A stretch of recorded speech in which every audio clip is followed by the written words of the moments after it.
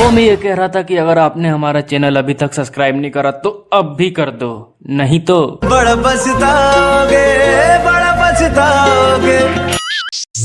छोड़ी बटाता, छोड़ी बटाता, छोड़ी बटाता, छोड़ी बटाता, छोड़ी बटाता। माय बाप के पैसा उड़ाबै छै, उड़ाबै छै।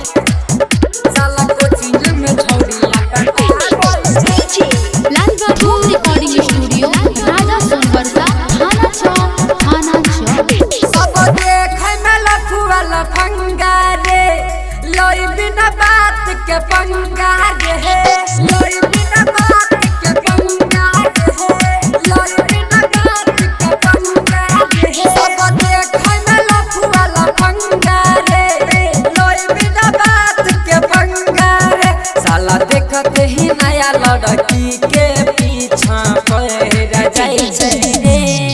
सबका पढ़ाई लिखाई जो है स्टूडेंट्स सब खाली छोड़ी बटाता है, छोड़ी बटाता है, छोड़ी बटाता है। माय बाप के पैसा उड़ाबै छै, साला कोचिंग में छौड़िया पटाबै छै। माय बाप के पैसा उड़ाबै छै, साला कोचिंग में छौड़िया पटाबै छै, पटाबै छै। छोड़ी बटाता, छोड़ी बटाता, छोड़ी बटाता। लाल बाबू, लाल बाबू।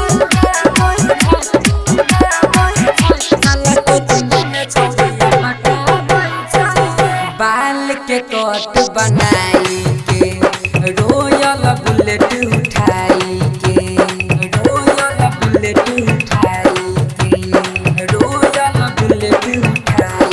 हाँ, बाल के कट बनाई के, रोयल बुलेट उठाई के, नया नया माल पटावे, रोजे स्कूल जाई के। अरे बाल के कट बनाई के, रोयल बुलेट उठाई के। जब धोखा मिलै छै छौरा सब ओनाबै छै।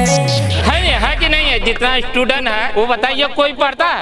सब लोग खाली छोड़ी बटाता, छोड़ी बटाता, छोड़ी बटाता, सब लोग खाली छोड़ी बटाता। माय बाप के पैसा उड़ाबै छै, साला कोचिंग में छौड़िया पटाबै छै। माय बाप के पैसा उड़ाबै छै, साला कोचिंग में छौड़िया पटाबै छै, पटाबै छै। छोड़ी बटाता, छोड़ी बटाता, छोड़ी बटाता। लाल बाबू, लाल